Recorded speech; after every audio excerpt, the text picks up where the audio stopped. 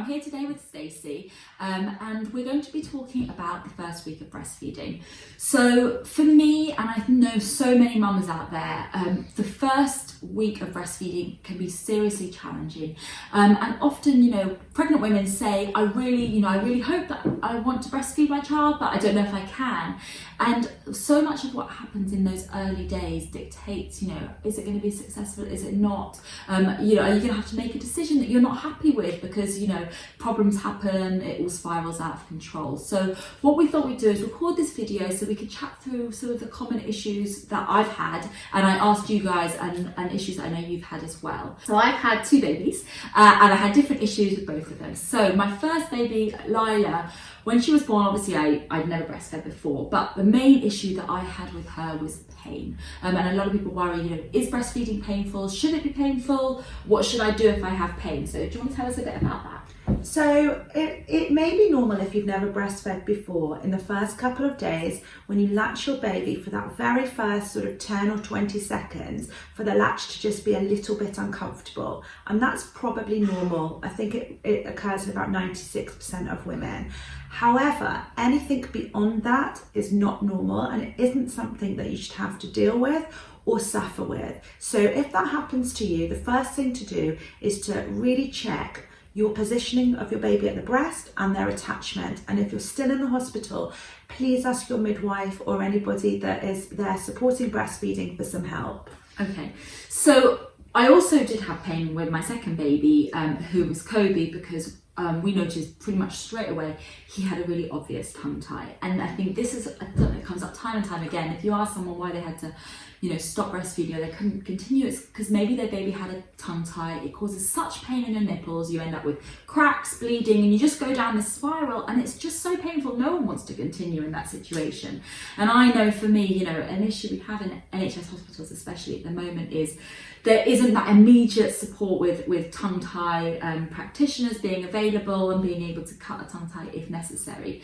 So I wonder if you could tell us a bit about what to do if you think your baby has a tongue tie, and then when to get it cut and that sort of thing. Okay, so if you are in pain with breastfeeding, you've been working on positioning attachment and you're still in pain, you've got nipple trauma like blisters or bleeding nipples, it may well be that your baby has got a tongue tie.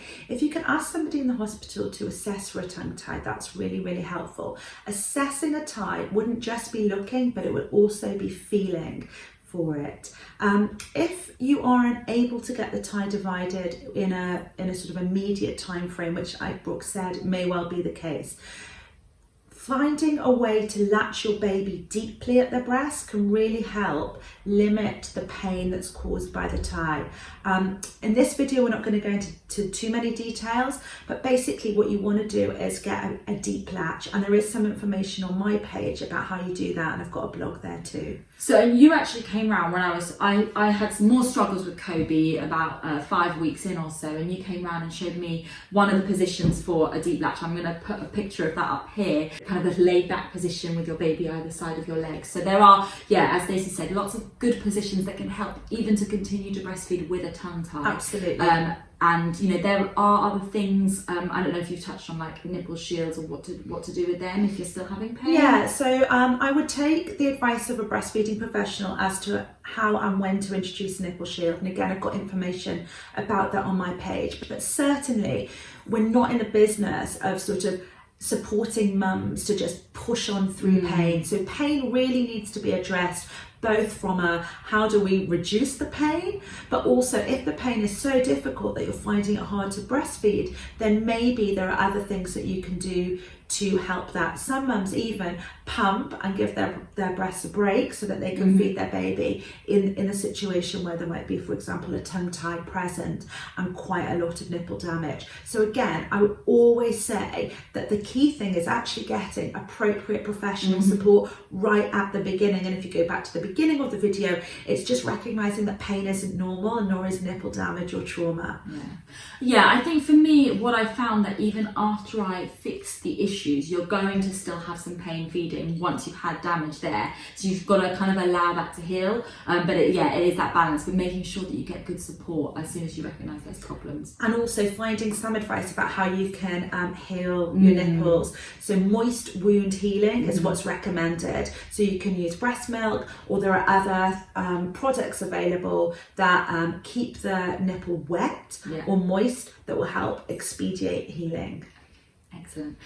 So another issue, I think, and again, this is a very general topic, but people worry about, will I know how to latch my baby? And, what if the latch is wrong? What can you tell us, kind of, how do you know if the baby's latched well? So I think that you can look visually and you might feel it. So a baby that's poorly latched might cause you pain, so we've discussed that already. But when you're looking down at your baby, what you really, really want to see is that your baby is very, very close to the breast, and that there's very little of the breast areola sort of observable. So, if a baby is just sort of feeding from the nipple, that's not an effective latch or a deep enough latch. You want your baby to be very, very close to the breast, and that's a good way of looking. The other way is knowing that your baby's transferring milk, and so that might be listening for your baby to swallow, that you see milk at the corner of their mouth, that your breasts become noticeably softer as your baby's feeding, amongst other things.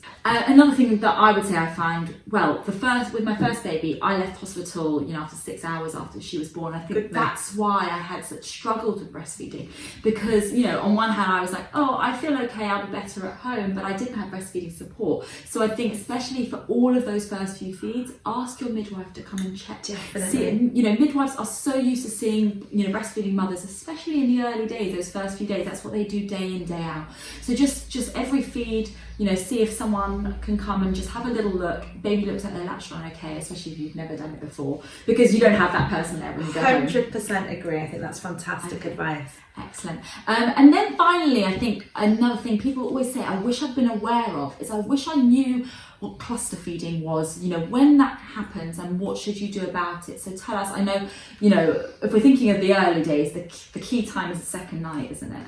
Yeah, so let's talk a little bit about the second night, which is when this sort of cluster feeding might start. What it basically looks like is that you breastfeed your baby, they fall asleep, or they're super settled, or they come off the breast for a minute. You turn, you go and put them down in the crib or the bassinet, they stir for a minute, and then they start crying. And then you have to do the same thing again, and then you do it again, and you put them down, and the same thing happens. And you think to yourself as a new mum, oh my goodness, maybe I haven't got enough milk for my baby. It's definitely one of those triggers of like, why is my baby feeding and then not settling? Yeah. And what's really important to know is this is in the sort of second or third day, this is quite normal baby feeding behaviour. Later on, then maybe you need to just check that your baby's transferring milk and that you have got enough milk, but this is really normal. And actually, your baby just recognises that they're out of the womb and they need to be near you and on you and close to you, and your breast milk smells and tastes like amniotic fluid, and it's the place that they feel secure, and sucking is a comfort for them. And also it's helping bringing your milk in. So actually my best tip for the second night and for when your baby goes into these cluster feeding phases is to know that it's only a phase, and to just batten down the hatches and feed your baby responsibly, and rest whenever you can within that. Yeah, it's something I see it whenever I see, postnatal women on the ward, and they're often saying to me, oh, I had a difficult delivery, I'm worried my milk's not coming in, baby just doesn't seem to be getting enough, they're crying all the time. Just remember that crying isn't just hunger. There's other reasons that baby cries, like wanting to be close to you. It's I think a good idea though, every time they do cry, every time they're awake, to offer them the breast first of all. Just pop them on the breast, and that's going to help to bring your milk supply in, which is not going to come in properly until around day 3, 4, 5. They will only be getting a few drops of colostrum, but that's fine. And so just allowing them to feed frequently, and then when you get home, recognising you're probably going to spend quite a lot of time on the sofa cluster feeding their baby. And just, you know, get the Netflix ready, get a little box of supplies, which I've written about on my page, ready, so that you don't have to get up from the sofa, and just allow your baby to do their job of bringing their milk in and just building your supply up as well. Definitely. I really enjoyed Netflix and eating sushi and cluster feeding my baby in the very early days, so that's brilliant advice. So hopefully those top 3 areas will help you, and good luck if your baby isn't yet born, and you know, hopefully you can watch this video back if you need any support in the future, and don't forget to check out Stacey's page filled with loads of useful tips and resources.